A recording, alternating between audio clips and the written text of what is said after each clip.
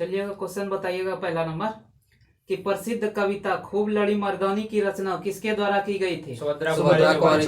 Tundra वनस्पति कहाँ पाई जाती है? हिमालय क्षेत्र में। ठीक है। भारत के नाभिकीय ऊर्जा का उपयोग करके विद्युत उत्पादन कब शुरू किया गया? अक्टूबर 1969 ईस्वी में। अक्टूबर 1969 ईस्वी में। उसके बाद अगला बताइएगा कि NRDWP का पूर्ण रूप क्या है?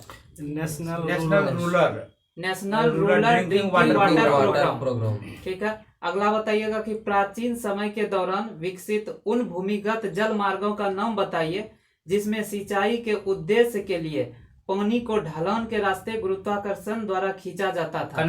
कनात। ठीक है। उसके बाद किस शहर के हवाई अड्डे पर लाल बहादुर शास्त्री की प्रतिमा स्थापित? वाराणसी। ठीक है। उसके बाद बताइएगा अगला कि 31 दिसंबर 2020 तक प्राप्त जानकारी के अनुसार एशियन डेवलपमेंट बैंक के अध्यक्ष कौन थे?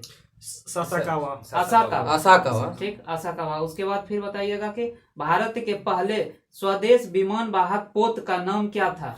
INS विक्रम। अगला क्वेश्चन बताइएगा कि मानव जाति यानी होमोसेपियंस के प्राचीनतम सदस्य के अवशेष कहाँ देखे गए? अफ्रीका में। ठीक है। अगला बताइएगा कि 2019 में इनमें से किस स्थल को यूनेस्को की लुप्त प्राय विश्व स्थल सूची से हटा दिया गया? ईसा मसीह के जन्म स्थान यानी बेथलेहम को। उसके बाद अगला बताइएगा कि कहाँ पे शुरू की गई राजस्व प्रणाली यानी रैयतवाड़ी बंदोबस्त कहाँ शुरू की गई? मुंबई के डेक्कन क्षेत्र में। ठीक है। अगला बताइएगा कि पुरातत्वविद, भाषा विज्ञान और ईस्ट इंडिया कंपनी के अधिकारी जेम्स प्रिंसेप ने किस वर्ष अशोक के राजदेश जो कि ब्राह्मी लिपि में था यानी शिलालेख और खरोष्टी लिपि में था उसे पढ़ा? 1837 ईस्वी में। ठीक है। अगला बताइएगा कि इंद्रधनुष 2.0 किससे संबंधित है? सार्वजनिक क्षेत्र के बैंक का पूर्ण पंजीकरण करना। ठीक है। सार्वजनिक क्षेत्र के बैंकों का पूर्ण पंजीकरण।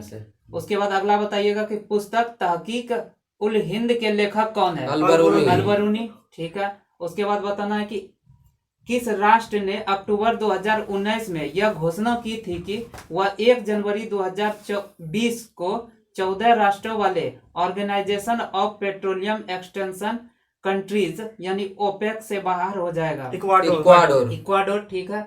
उसके बाद भारत के सभी बड़े यानी उद्योगपति ने देश में एक नियोजित अर्थव्यवस्था की स्थापना हेतु एक साथ मिलकर एक संयुक्त प्रस्ताव तैयार किया? किस वर्ष? 1944 में। ठीक है। उसके बाद गोल गुंबज किस राज्य में स्थित है? कर्नाटक में स्थित है यानी बीजापुर में। उसके बाद अगला बताइएगा कि PSD किस प्रकार के कंप्यूटर फाइल का एक्सटेंशन है? Adobe Photoshop. ठीक है। अगला बताइएगा कि ब्रिटिश साम्राज्य से भारत की स्वतंत्रता के बाद भारत के प्रधानमंत्री जवाहरलाल नेहरू ने किसकी अध्यक्षता में परमाणु विकास कार्यक्रम को मंजूरी दी? होमी जहांगीर बाबा। ठीक है। उसके बाद अगला बताना है कि किस प्रकार के अंगों की बुनियादी संरचना एवं उत्पत्ति समान होती है किंतु उसके कार्य भिन्न होते हैं? समजात अंग। ठीक है। अगला बताना है कि किसे वर्ष 1938 और 1939 में भारतीय राष्ट्रीय कांग्रेस के अध्यक्ष के रूप में निर्वाचित किया? सुभाष चंद्र बोस। ठीक है। श्रवण बेलगोला में स्थित गोमतेश्वर मूर्ति किस सामग्री की बनी है? ग्रेनाइट पत्थर से। ठीक है। अंगूर की खेती यानी विटीकल्चर इनमें से किस क्षेत्र में विशेषता होती है? ठीक है। बौन भट्ट किस राजा के दरबारी कवि थे? हर्षवर्धन के। ठीक है। उसके बाद वर्तमान में प्राप्त जानकारी के अनुसार यूनेस्को स्थल में कितने स्थल शामिल है? 40। ठीक है। उसके बाद वित्तीय वर्ष 2019-20 में भारत को प्राप्त FDI इक्विटी यानी फॉरेन डायरेक्ट इन्वेस्टमेंट सर्वाधिक हिस्सा किस देश से प्राप्त हुआ? सिंगापुर से। ठीक है। लैंगिक प्रजननशील प्रणालियों में समान गुण के वंशाणुओं के कितने प्रतिरूप मौजूद होते हैं? 2। ठीक है। व्यापार एवं आर्थिक संबंध समिति का प्रमुख कौन होता है? प्रधानमंत्री। ठीक है। निम्नलिखित में से कौन सा ग्रेगर मेंडल के वंशानुगत सिद्धांत है? ऑप्शन देते हैं। ठीक है। पृथक्करण का सिद्धांत है।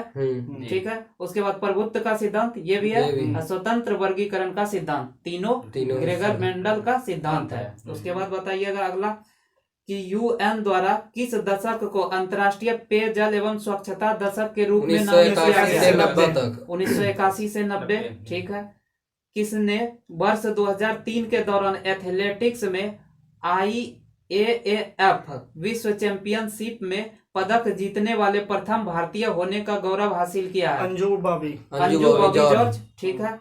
अगला बताइएगा कि 1985 का असम समझौता 1985 में नई दिल्ली में किस प्रधानमंत्री के समय AASU यानी कि ऑल असम स्टूडेंट यूनियन के नेताओं के बीच हस्ताक्षरित समझौता ज्ञापन?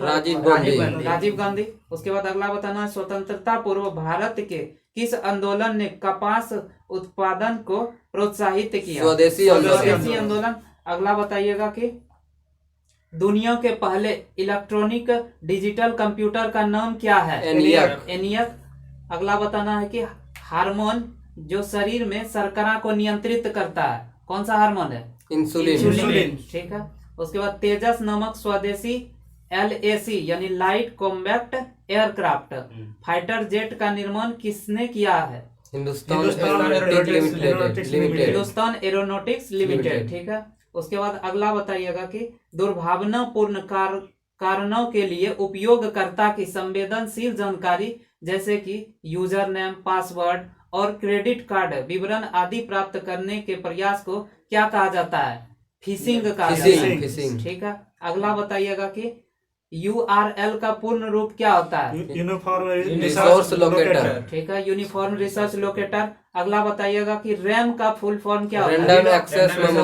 Random access memory. ठीक है। उसके बाद अगला बताइएगा कि अपने जल के पोषण संवर्धन द्वारा एक झील के प्राकृतिक आयु वृद्धि को किस नाम से जाना जाता है? सुपोषण। ठीक है। दिल्ली सल्तनत का सबसे बड़ा विस्तार किसके शासन? मोहम्मद बिन तुगलक के काल में। अगला बताइएगा कि कौन सी कृष्णा नदी की सहायक नदी है? मूसी, तुंगभद्रा और घाटप्रभा। ठीक है। मूसी, तुंगभद्रा और घाटप्रभा। कौन सी नदी धुआंधार जलप्रपात बनाती है? नर्मदा नदी। ठीक है। उसके बाद कौन सा मानव निर्मित रेशे का उदाहरण है? रेयन। ठीक है। उसके बाद बताना है कि चींटी के काटने से शरीर में प्रवेश करने वाले फॉर्मिक एसिड के प्रभाव को बेअसर करने के लिए किसका उपयोग किया जाता है? सोडियम बाइकार्बोनेट यानी खाने वाला सोडा, यही ना, खाने वाला नमक।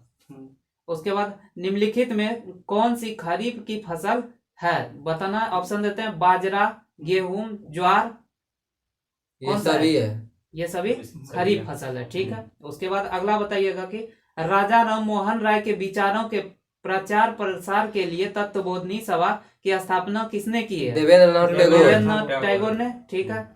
उसके बाद अगला बताना है कि अधोजल वस्तुओं की दूरी, दिशा, चाल को मापने के लिए अल्ट्रासोनिक तरंगों का उपयोग करने वाला उपकरण का नाम क्या है? सोनार है। ठीक है। अगला बताइएगा कि किसे फरवरी 2021 में राज्यसभा के विपक्ष का नेता के रूप में नामित किया गया है? मल्लिकार्जुन खड़गे। उसके बाद अगला बताइएगा कि भारत के इनमें से किस बंदरगाह का नाम बदलकर दीनदयाल बंदरगाह रख दिया गया? कांडला बंदरगाह। ठीक है। उसके बाद बताइएगा कि राष्ट्रीय प्रौद्योगिकी दिवस प्रतिवर्ष कब मनाया जाता है? 11 मई को मनाया जाता है। किसकी याद में मनाया जाता है? पोखरण सेकंड। ठीक है। जो कि 1998 ईस्वी में हुआ था। उसके बाद अगला बताइएगा कि भारत सरकार ने राष्ट्रीय किसान नीति को मंजूरी कब प्रदान की? 2007 में। ठीक है। उस पंजाबी मुसलमान का नाम बताइए जो कैम्ब्रिज का छात्र था और जिसने 1933 में पाकिस्तान शब्द का नाम गढ़ा था? रहमत अली। ठीक है। उसके बाद किसे मौर्य प्रशासन के अध्यक्षों को विभिन्न विभागों के अधीक्षकों के रूप में उल्लेखित किया था? किसने? Chanakya Kautilya.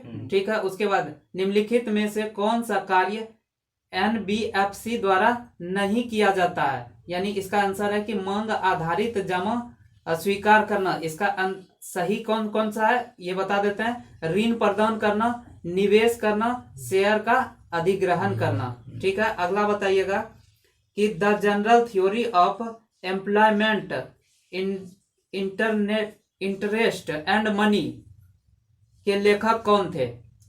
John Maynard Kings. ठीक है, अगला बताइएगा कि महात्मा गांधी ने किस अधिनियम के विरोध में लोगों से 6 अप्रैल 1919 को एक दिन के लिए अहिंसक विरोध प्रदर्शन करने को कहा था? Rowlatt act. ठीक है, हरियाणा के किस जिले में परमाणु ऊर्जा संयंत्र स्थित है? फतेहाबाद। ठीक है, किस संवैधानिक संशोधन को मिनी संविधान के नाम से जाना जाता है? 42वां संविधान संशोधन स्वर्ण सिंह समिति के सिफारिश पे हुआ था। ठीक है, अगला बताइएगा कि बोधिसत्व की अवधारणा इनमें से किससे संबंधित है? महायान शाखा। किसके महायान शाखा? बौद्ध धर्म के महायान शाखा।